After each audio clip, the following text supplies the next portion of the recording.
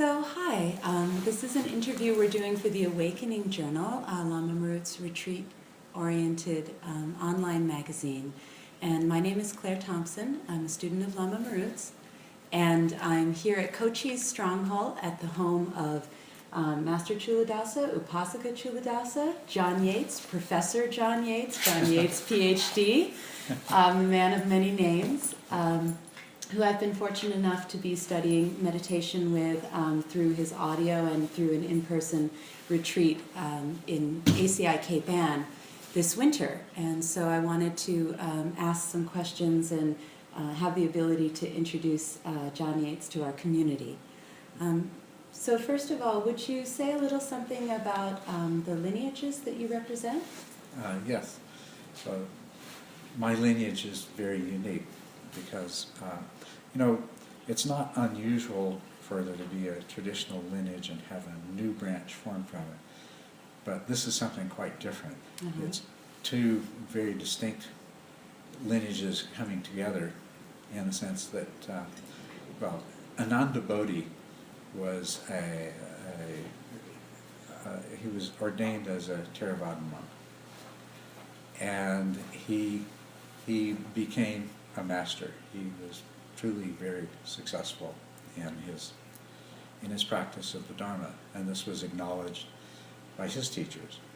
So on the one hand, Ananda Bodhi, we can trace the lineage the way they usually do, ordained by so-and-so, right on back to the Buddha. Right? Mm-hmm. But then he was sent out by his order to establish some practice centers and Dharma centers in the West. And as in his personal evolution of things of doing that, he ended up going to India and meeting with the Karmapa. Mm-hmm. From the Kagyu lineage. Yeah, the Kagyu lineage. And a very interesting thing happened, that the Karmapa recognized him as the tulku of Namjo Rinpoche. Uh-huh. In the Kagyu tradition, even though he was a Theravadan master at that. Even though he was already a Theravadan. Interesting. Right. He was not only a Theravadan, he was a master of the Theravadan teaching. He knew and understood as well as anybody did what the Theravadan teachings and the Theravadan methods had to offer. What really made this something new, though, is that I think he could immediately see that the Tibetan Mahayana tradition had things to offer that were lacking, that were not present in the traditional Theravadan teachings, and that the Theravadan teachings, which he knew so well, had so much to offer that was lacking in the traditional Tibetan Kagyu tradition. Mm-hmm. And so now you might think, okay, so this is a lineage, and once again, he was recognized as a tulku. He was reordained in the Kagyu Tibetan lineage by the Karmapa. And so we have a second lineage. We can trace that back all the way to the Buddha as well, right? But really what it wasn't a fusion of Kagyu and Theravadan.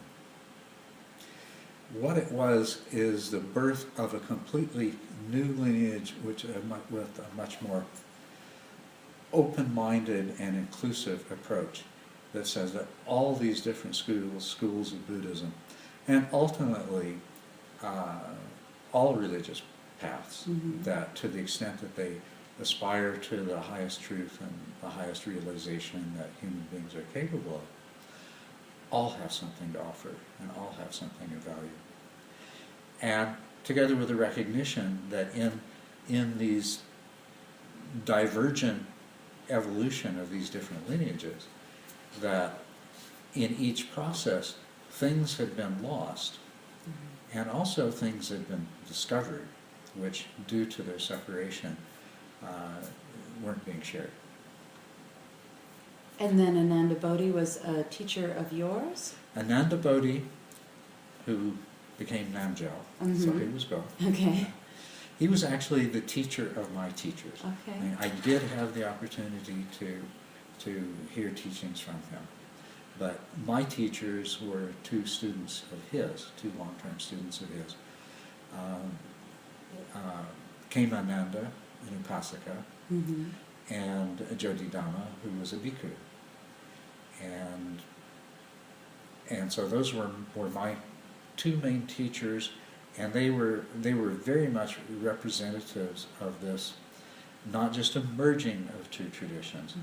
but an opening up and an expansiveness.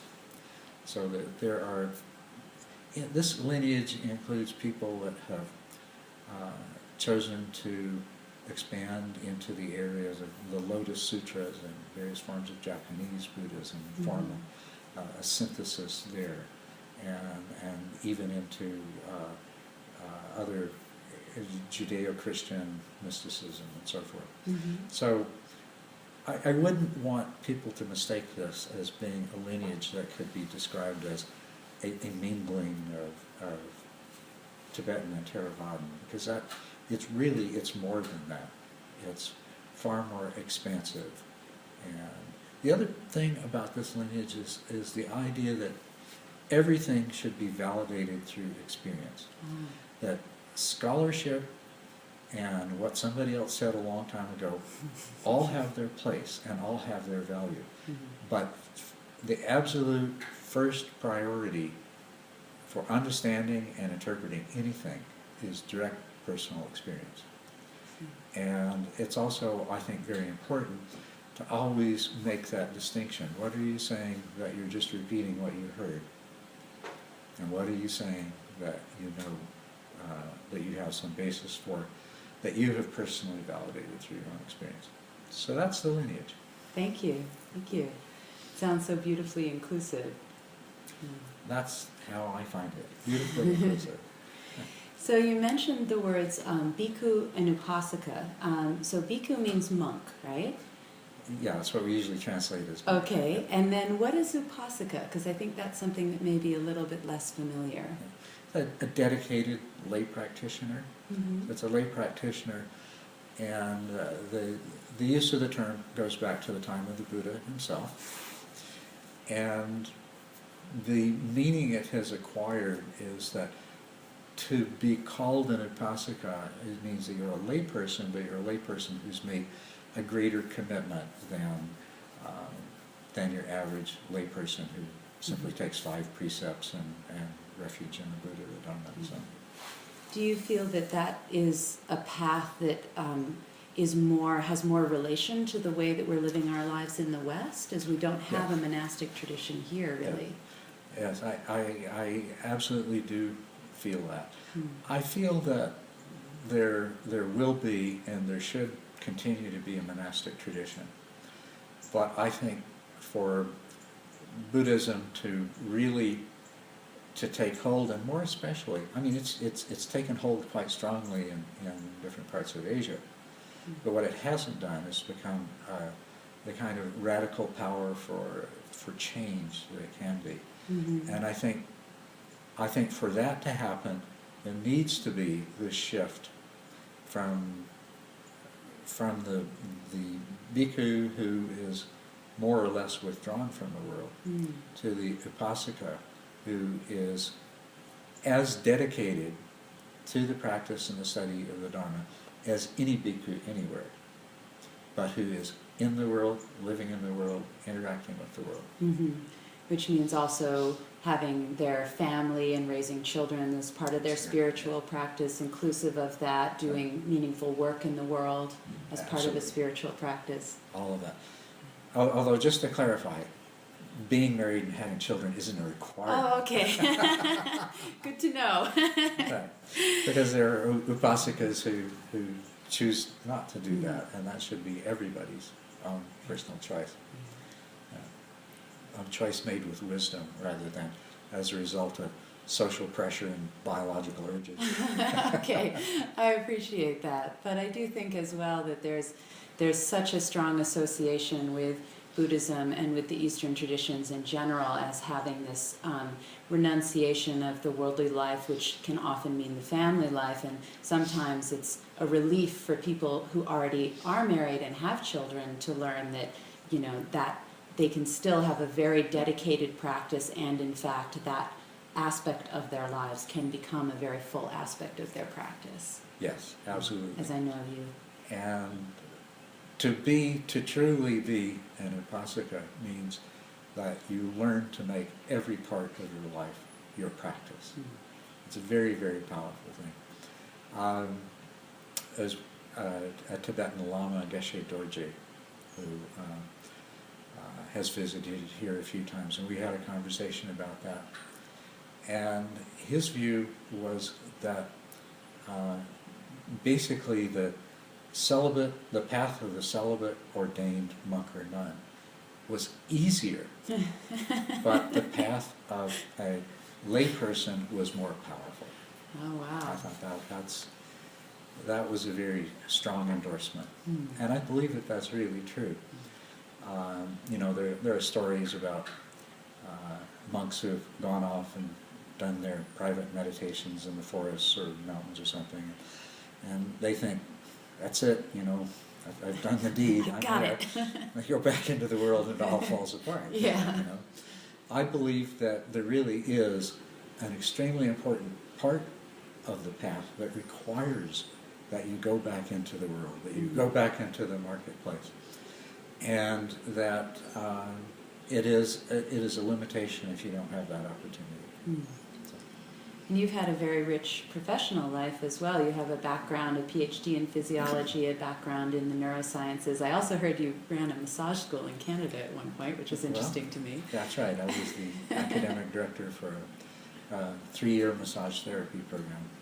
So how do you feel like your background in the sciences has affected... I also was the founder of a naturopathic college. Oh, okay. I wrote the curriculum for it. All right. We need to have a whole nother conversation about that. But in terms of the way that you teach meditation, it seems to me from my experience with your methods that your experience in the sciences really does affect the way that you talk about the way the mind works in meditation. Do you want to say a little something about that? Oh yes, it really, really does. Although people don't necessarily understand what it means to have a scientific way of thinking.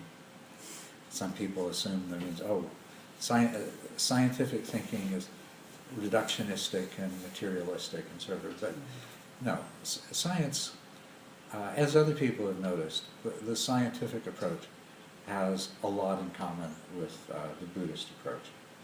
It is, to truly be a scientist, you need to be always on guard against becoming attached to views, to dogmas, you know, and it's a process of open inquiry. It's a process of inquiry that's tested repeatedly in a variety of ways, from a variety of different points of view. And true science is by its nature inclusive rather than exclusive. Science grows not by ignoring things that don't fit your beliefs, but by actively embracing and pursuing those things to find out, you know, why they don't fit, which usually ends up with the paradigm that you're clinging to having to be shifted and changed. And so that has that's influenced my own spiritual development. It influences the way I teach. And do you feel like the all of the current information that's out there about, you know, in general, the field of neuroscience has helped people that you're teaching kind of connect with meditation in a different way? It's definitely helping some people in that way. Like anything else, though, there are people who are going to use either meditation or neuroscience or both to try to shore up their pre-existing beliefs. But I'd say in general it's been very powerful. It's allowed a lot of previously closed-minded scientist to have another look and realize, oh, maybe there's something going on here that we need to look at more closely, rather than writing it off as some subjective experience that doesn't really matter for anything. Right. I wanted to sort of shift the conversation towards retreat a little bit, and just sort of ask, do you have anything that you want to share about your early experiences in retreat, or what sort of drove you towards a more meditation and retreat-based lifestyle and leading others? What do you see as the benefits of retreats as well? Yeah. Well, retreat has enormous benefit. My first experience with the retreat, I did a lot of meditation, first on my own, attempting to practice according to the Advaita Vedanta system. And then later on, thanks to the Beatles, I got interested in transcendental meditation and pursued that. This was before I discovered, before I discovered Buddhism at all. Mm-hmm. But then, when I discovered Buddhism, I very quickly was introduced to intensive retreat.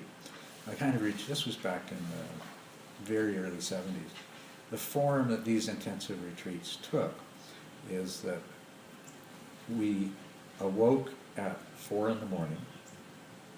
We alternated sitting and walking until midnight, and we slept for 4 hours, and then the bell rang, and we started meditating again. Also, we slept in the same room we meditated in. And so, you were sitting on a rolled up mat, on a cushion, and then at midnight you rolled it out and you laid down and you went to sleep. So it was very intensive. And were you walking in the same space as well, or did you at least go outside to walk? A lot of people walked in the same space, but there wasn't enough room. Intense. But as long as people were doing a very, very slow walking, then it was possible to do it in that space, because of course you can do an hour of walking and you can go 15 feet and back, and the hour's gone. But, well, the other thing about it, though, is 3 of the walking meditation sessions were set aside for meals. And so you did, your meals were done in exactly the same way as your walking meditation. And now, when we do a retreat, I try to encourage people to stay mindful and to have their meal and have their break time as a meditation.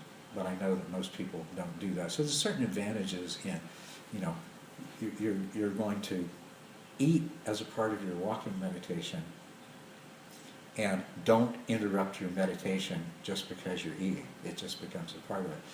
And, Has that retreat schedule shifted over the years in terms of the retreats that you lead? It has. I've become a real softie. I give people long breaks, and I know that they go have naps, and they I tell them they shouldn't read, but they often go off and read, and go for leisurely walks in the woods and do all kinds of other things. Do some yoga. But it's kind of a compromise. I try to make people aware of the importance of the practice not being interrupted. But I don't set up a schedule that's so stringent that people are going to say, man, I'm never doing this again. or after the first 2 days of retreat are always the most difficult. And when we did those very strict retreats, a lot of people left on the 3rd day. And that was just when their practice was starting to take hold. And so like I say, I'm a softie. But I try to make sure, because people reach a point in their practice where it becomes really obvious to them that, wow, I do so much better. This really works so much better if I really don't interrupt the mindfulness. Try to keep the thread going, at least to some extent. Yeah. Can you talk a little bit about the kind of silence that you encourage in group retreats, which for me, attending your retreat this winter was different than other group retreats that I've done, and why that particular kind of silence is helpful? Yes, it's very important. It's not just silence. It's basically not getting into any kind of interpersonal communication. The silence is a really important part of it, because the verbal part of your mind dominates all of the time, and it takes you out of self-awareness. It's very strong. As soon as you start talking to somebody else, there is a tendency to lose that introspective awareness.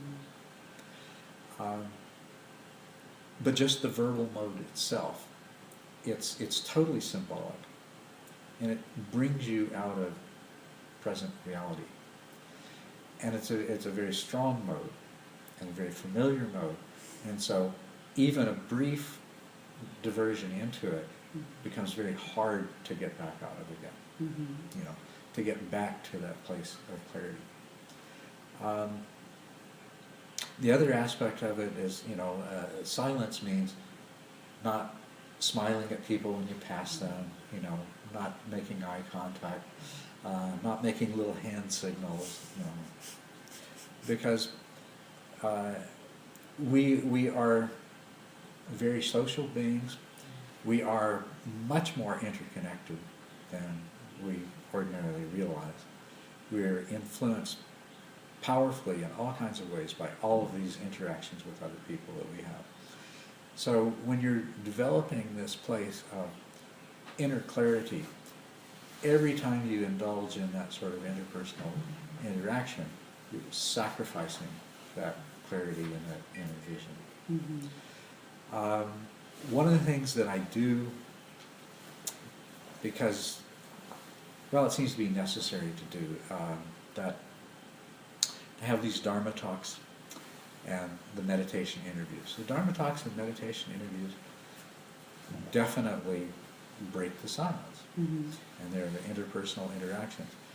But they are worth it in the sense that it's an enormously powerful contribution to deepening the overall process. Yeah, we definitely found it very helpful to have those brief meditation interviews every other day or every day with you or one of your students, and just to check in on how progress is going. So it was a nice ability to go deep in our own personal sessions without feeling like we were getting so far off track in the course of 7 days that we could end up with some really bad habits at the end of it. So I really appreciated those personal interviews during our retreat up in Cape Ann. And the Dharma talks, they're an important part of it, because you have a group of people together and it's the only time that they're together, and the primary purpose is meditation. But when else do you have the opportunity to discuss the Dharma? But I know my own personal experience, this is a common part of just about every meditation system I know, is that when you do a group retreat, you always have these Dharma talks.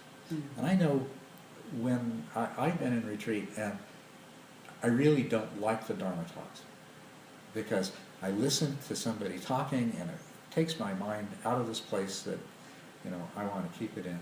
And so what I learned to do was to make the Dharma talk a process where I was continuously observing my mind's reactions to everything that was happening. And so it was a great learning experience in that way.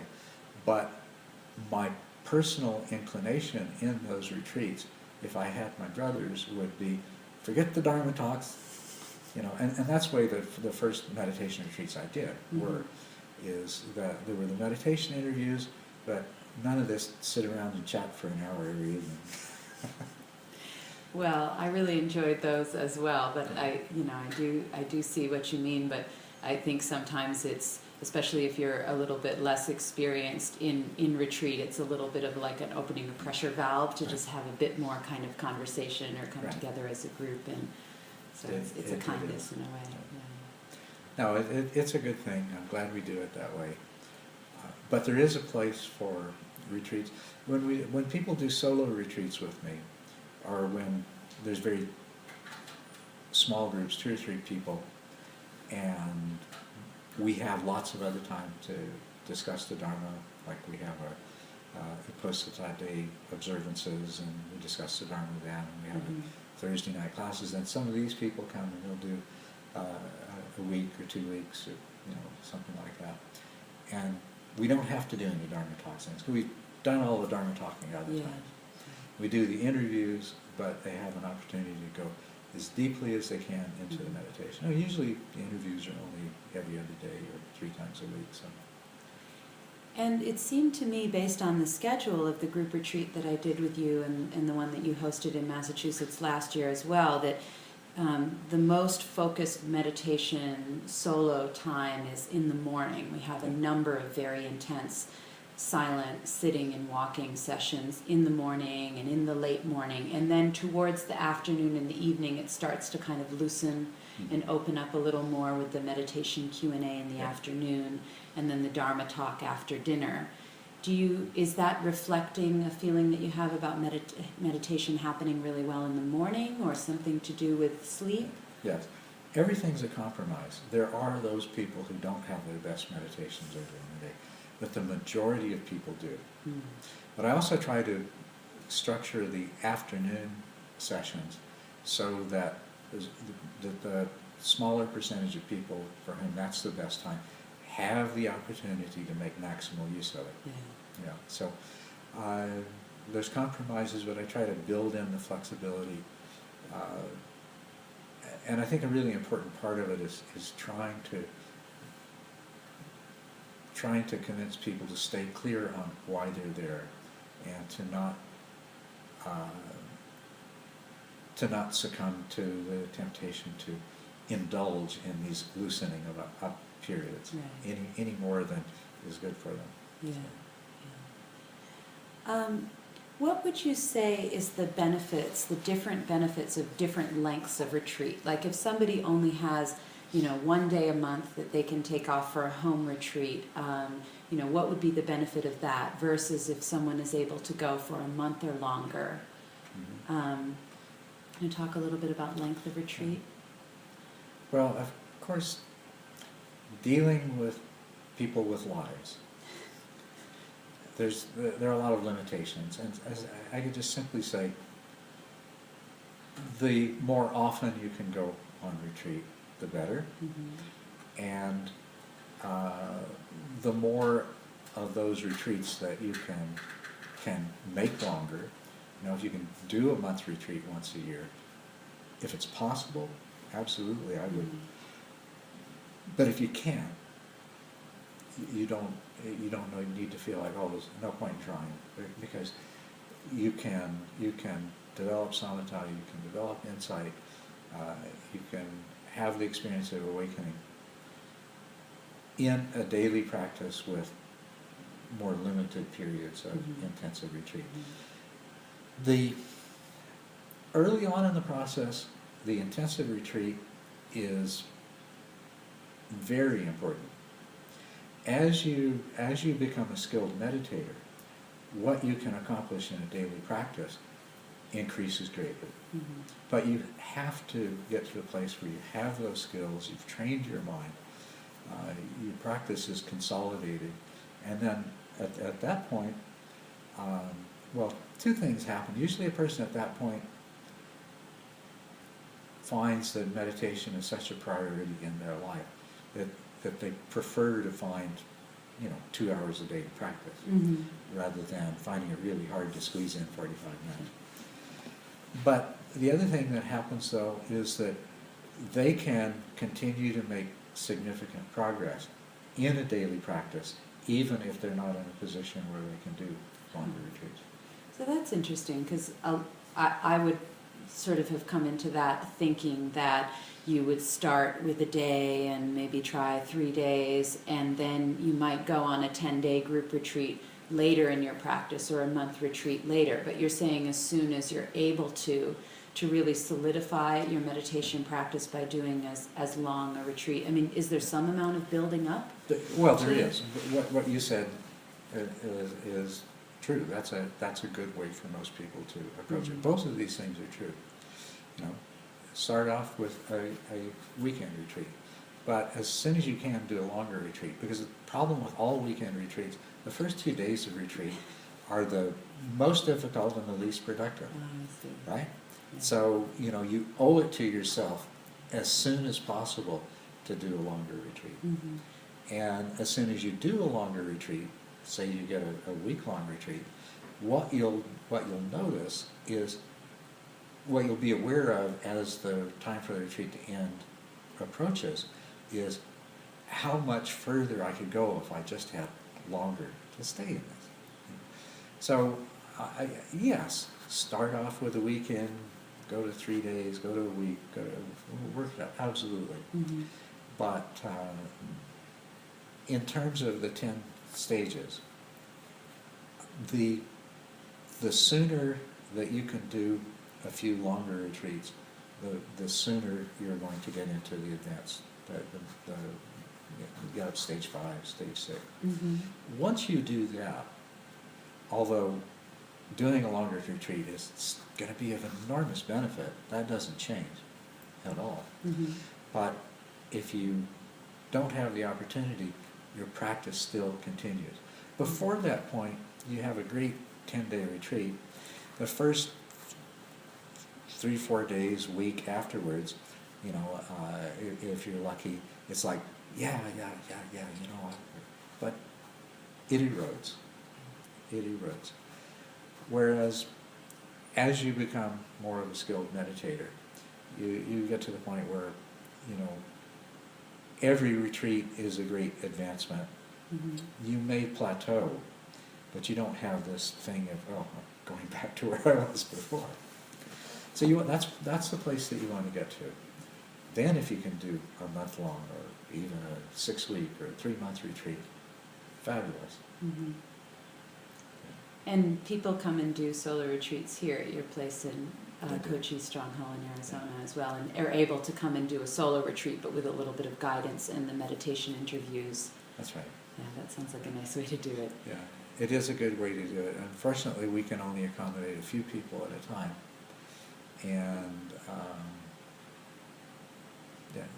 So I would encourage anybody listening to our discussion, think, in addition to thinking, well, that's something I would like to do, think to yourself how you can support our ability to continue to do this and to make changes that allow more people to do this. Because there's a tremendous value to doing group retreats, but there's something that you can do in a solo retreat that you can't do in a group retreat. Right. And it definitely, a community can support each other's solo retreats in a way that it's sometimes hard to make happen on your own. So you're talking about sort of these two parts of practice in terms of moving along a meditational path. The idea of a retreat, whether it be a solo retreat or a group retreat, as a time to really gather a lot of energy and burn in new techniques, and then daily practice. So what would a daily practice look like? What would you advise in terms of the important components of someone's daily practice? Well, what I usually suggest is that try to sit for a minimum of 45 minutes, okay? And it's far better to sit continuously for 45 minutes than 20 minutes now and 25 minutes later, okay? But if you can, sit for longer than 45 minutes. If you can, sit twice. You know, you can do 45 minutes in the morning and 20 minutes in the evening. That's better. Right? Of course, even if all you can do is 20 minutes twice a day, I mean, that's still better than nothing, right? Yeah.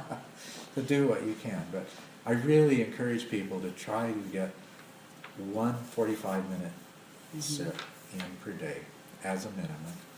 And that in addition to that, what is often unappreciated is the value and the power of walking meditation. So if you can get 15 minutes or half an hour of walking meditation in during the day as well. And that's something that you can often do, you know, if you're working, you can do it on the lunch break. Yeah. If you do slow walking, you might look a little bit odd. But I always tell people, if you're lucky enough to live in a big city, you can go to a public park, and it just means that nobody will bother you. Everybody looks odd, yeah. Everybody looks odd, and nobody wants to go up and talk to an odd-looking person. Can you just give a little bit of a quick rundown of walking meditation? Because I think that that's something that I've heard described in different ways, and that also is sometimes not presented as an equally valid meditation technique. Oh, well, certainly. You're doing exactly the same things that you're doing in sitting, but it's in a different context, and it's very complementary to sitting. Mm-hmm. In sitting meditation, you're anchoring your attention to a meditation object, while at the same time developing a powerful peripheral awareness, mm-hmm. which eventually is going to become introspective awareness. Mm-hmm. In walking meditation, you're doing the same thing. You're anchoring your attention to a meditation object, which are the sensations associated with walking. Mm-hmm. And it's very easy to sustain powerful peripheral awareness because your eyes are open, there's sounds, all kinds of things around you. But you see, you're doing the same thing. In sitting meditation, the challenge is keeping your peripheral awareness from collapsing. Mm-hmm. And if your peripheral awareness collapses, then even though you're focused on the meditation object, you're going to sink into dullness. And then you'll either get blindsided by distraction or you'll start to doze off. So the challenge in the bigger challenge in sitting meditation as compared to walking meditation is sustaining peripheral awareness. Mm-hmm. In walking meditation, it's sort of the flip side of that. It's really easy to stay aware mm-hmm. as you're walking. Mm-hmm. It's very, very natural to be aware. But it's more of a challenge to keep your attention anchored to the process of walking. So they're complementary to each other. Walking meditation is going to make your sitting meditation better. And sitting meditation is going to make your walking meditation better. And because you're cultivating the same mental faculties that are the key to progress in meditation, there's nothing that can be accomplished in either sitting or walking that can't be accomplished in the other as well. Mm-hmm. And you could do nothing but walking meditation. I wouldn't recommend it. You could do nothing but sitting meditation, but I wouldn't recommend that either. You're far better off doing a balanced combination of the two. Mm. So you mentioned this idea of close focus versus peripheral awareness, which is one of the hallmarks of kind of your teaching technique. And so just to clarify, in sitting meditation, if your meditation object, what you're focusing on with concentration, is the sensations of the breath as it moves in and out at the tip of your nose, then your peripheral awareness, similar to peripheral vision, would be of your body, of the car starting outside, the bird noises, the refrigerator kicking on. So you're still keeping some amount of awareness to those things. How is that helpful? Well, that's not only helpful, it's very important. First of all, this peripheral awareness can be either of things outside of the mind, mm-hmm. like sensations in your body, and the sounds of birds and the refrigerator coming on and off. Or your peripheral awareness can be occupied by what's going on in the mind itself, mental events, mental state, activities of the mind, and so forth. Where awareness is really important is where it becomes peripheral awareness. I mean, if you're a martial artist, then peripheral awareness of everything around you is extremely important. And the last thing that you want to use your conscious power for is any sort of internal self-reflection. Mm-hmm. But if you're on the path of awakening, it's just the reverse. The sounds of the birds and the sensations in your body aren't really important. It's what the awareness of what's going on in your own mind that's really important. But how do you get there from where you start? Anybody sits down to meditate, they anchor their attention to something, and yeah, they're aware of all kinds of other things. The mistake that people have often made is to think, oh, I'm supposed to be focused totally on the breath.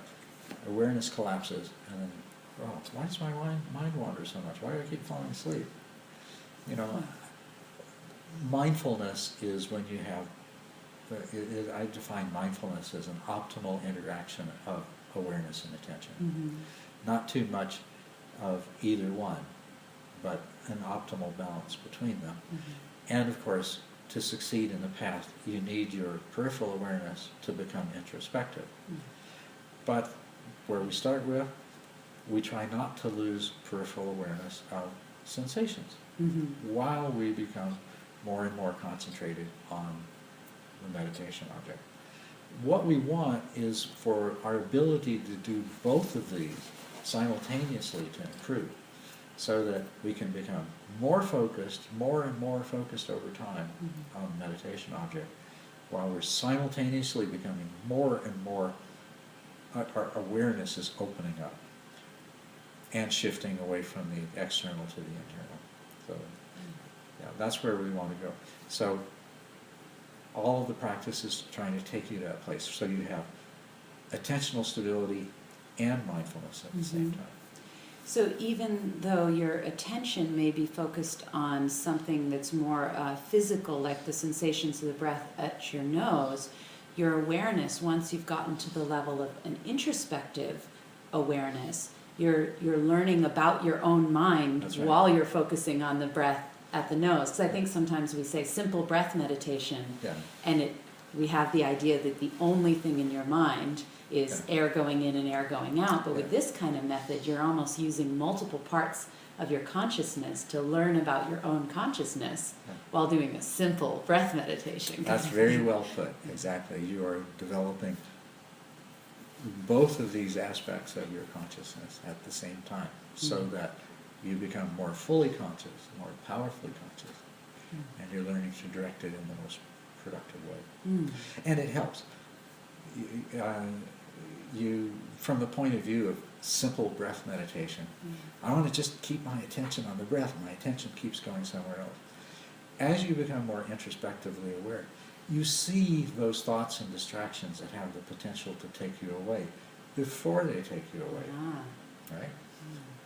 So it sounds like this kind of meditation can really bring you along the path to sort of self-knowledge as well, to understanding what one might think of as more like a psychological path of being able to really understand the way that your mind works, your conditionings, your instinctive responses.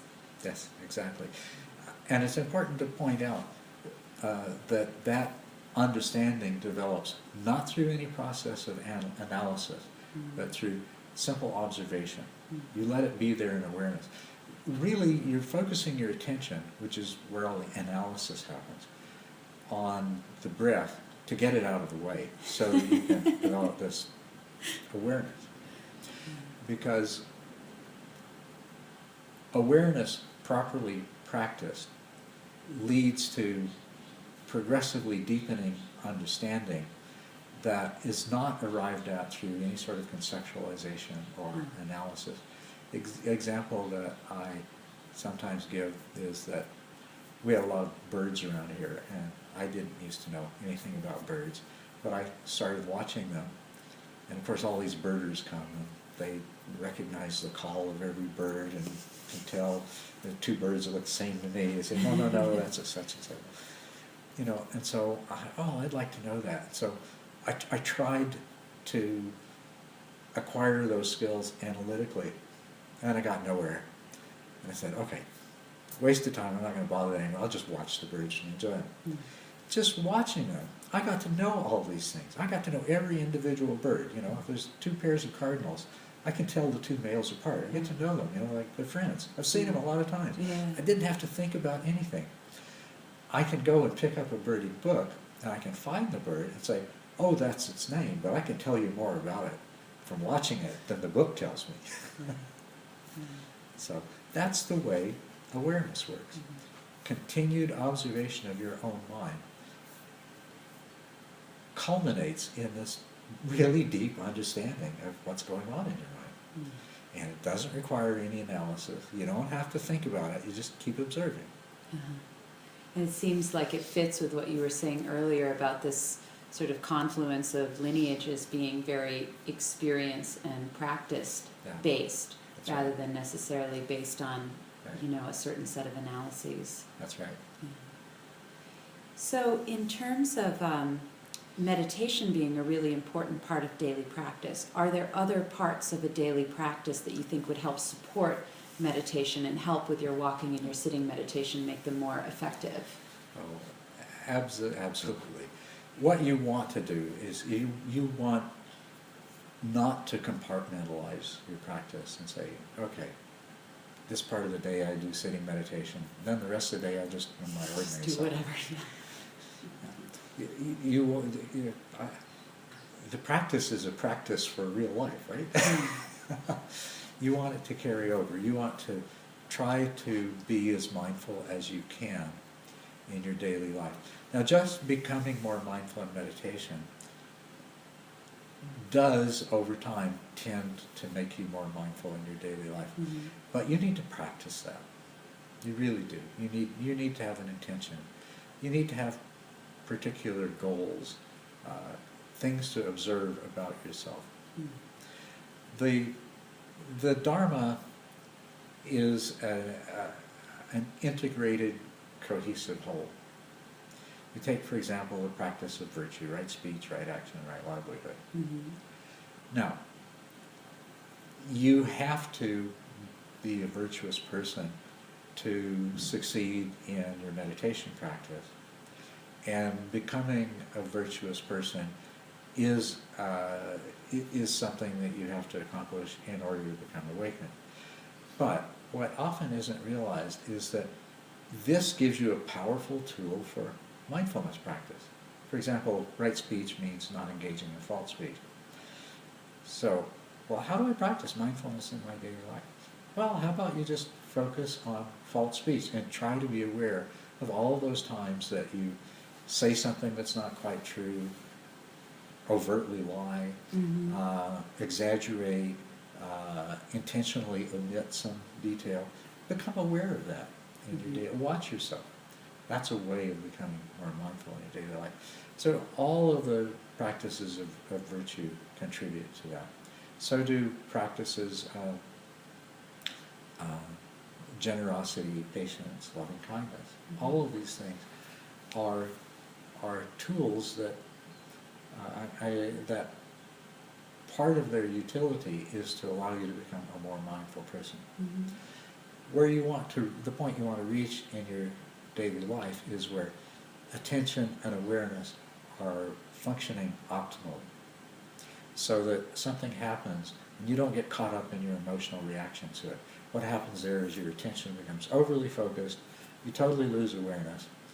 You say and do things, and afterwards you say, what was I thinking? Why did I do that? I should have known better. You know, or I did it again. I keep doing this. Why do I keep doing the same thing? Well, that's because you totally lose all awareness. You get sucked into focusing your attention on the wrong thing. You react out of habit, habitual karma, and then you feel bad about it afterwards. When you become a more aware person, you're seeing what's happening as it's happening. You have more options.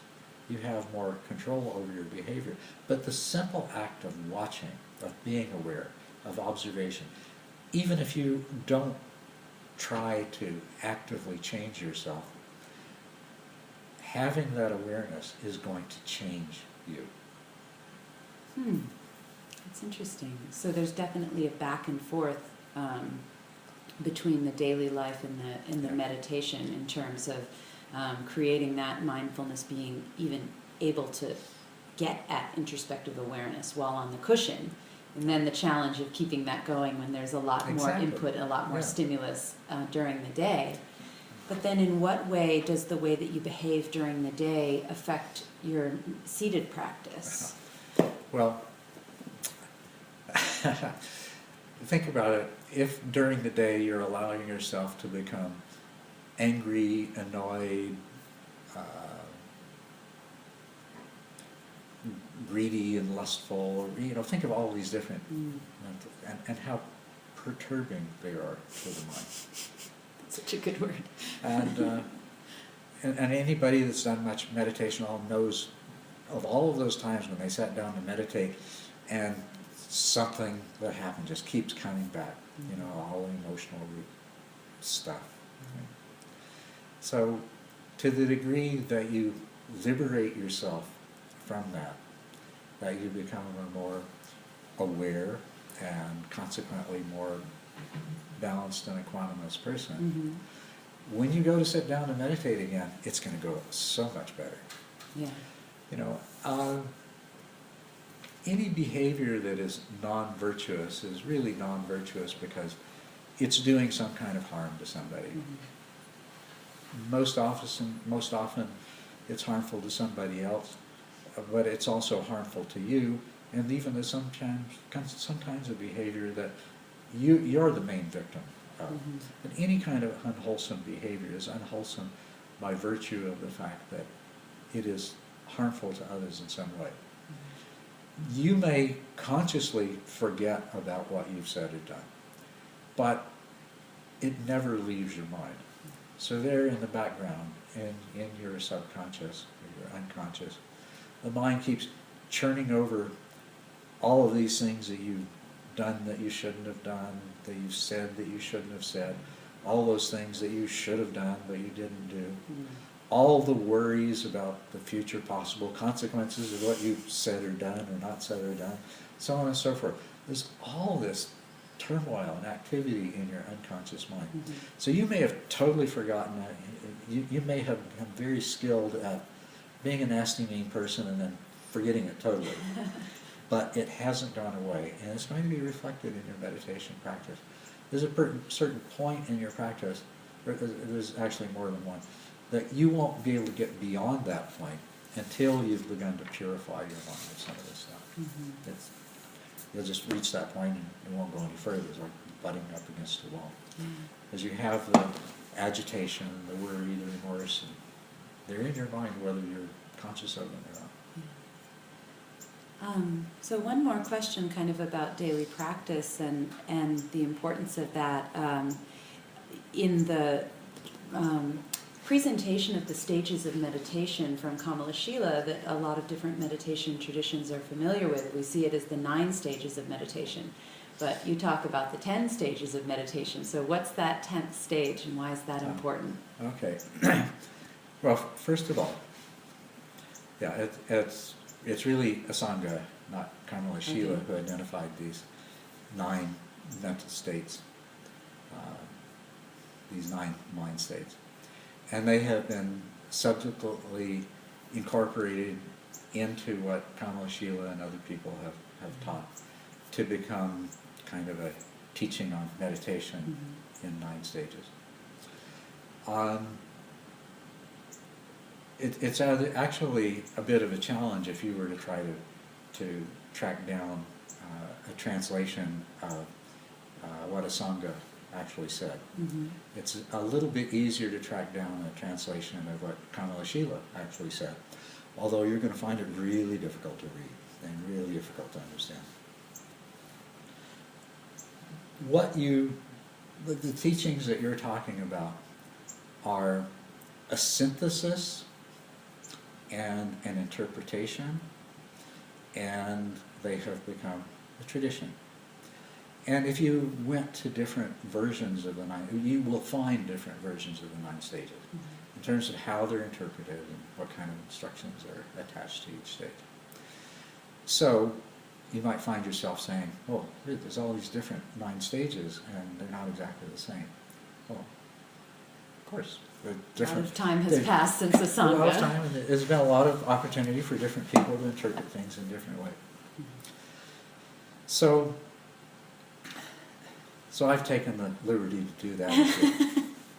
But like, I've added a stage to what you would find in a Sangha and what you would find in the various interpretations. And what I've added is really directed towards lay practitioners. A really important stage. Stage number one is establishing a practice. And that's hard to do for a layperson. You know, if you're a monk in a monastery, then you have many fewer distractions, and everybody else goes for meditation at a certain time during the day.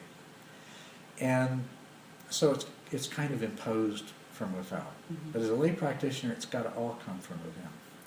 Not only that, as they often do with in the Tibetan tradition with young monks, is you know, go lock them in a room or a cave somewhere, and we're just going to bring you food and water for the next 3 years.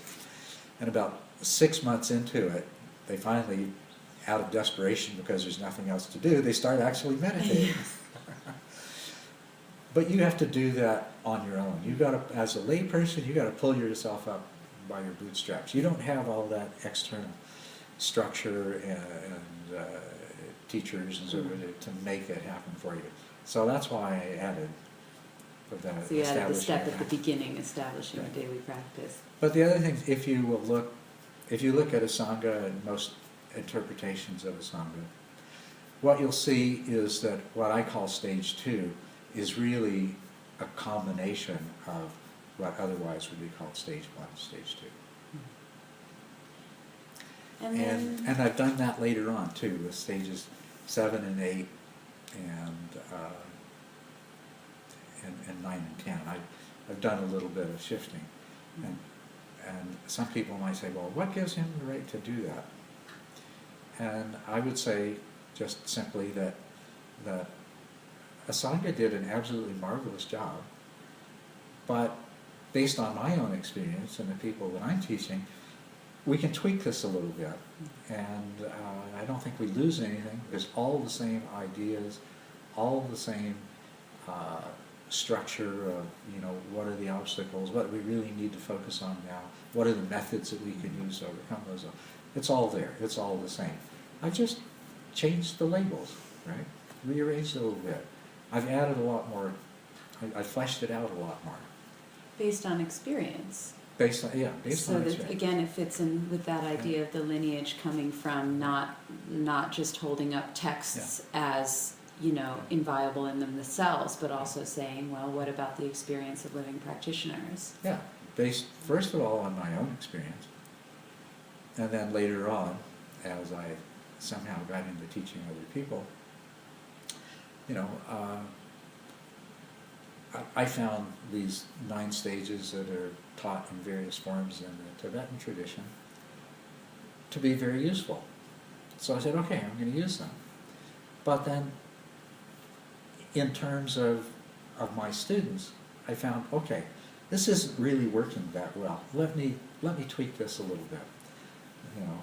So I don't know if you're familiar with how familiar you are with. Very often, the first stage is called hearing the instruction. Okay, so that means after your first half-hour meditation instruction session, you're done with stage 1. It's not placing the mind on the object. Yeah. Well, but there's other interpretations that, yeah, it's placing the mind on the object. That's why I say there's different interpretations. So I've interpreted in a way that makes it easiest for me to communicate to my students what it is that they need to do, what kind of problems they're going to run into, and how they should go about working with those problems. Well, we find your presentation really helpful, and thank you so much for putting it together. Well, we're going to wrap it up, and thank you so much for spending the time. Teachings by Upasaka Culadasa can be found online at dharmatreasure.com. That's DHARMA treasure.com. And we're here in his beautiful home and retreat center in Cochise Stronghold in Arizona, which is also available for personal and group retreats. And thank you so much. Thank you. Thank you.